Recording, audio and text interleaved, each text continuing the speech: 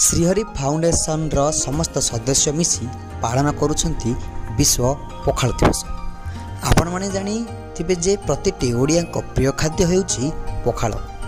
जेते खाद्य खाइले मध्य जदि पखालटी खाई दियती तेबे सब सुख मिल जाए।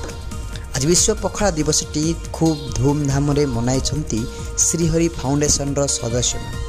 श्रीहरि फाउंडेशन रो सदस्य माने खरा वर्षा शीत सबुबेले समाज सेवारे लागि थांती।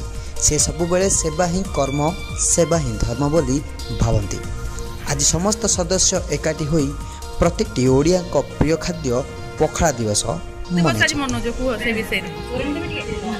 आज विश्व पखाल दिवस आम ओडिया मानकर पूरा परम खाद्य जोटा कहले स्वादयुक्त खाद्य पखाल को बढ़ीला जहाँकि आम भी भाग्यवान आम आज पखाल दिवस पाड़ा सहित आज से पखाल स्वाद नहीं पार्छु। आ सब ओडिया भाई मान अनुरोध जेते खरा तले बुलिले टिके आसी पखाल सागु बड़ीचुरार स्वाद नहीं जातु।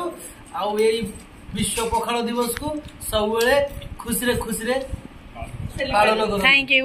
प्रथम ओडिया मान प्रिय खाद्य पखाल समस्त को विश्व पखाल दिवस हार्दिक शुभेच्छा और शुभकामना।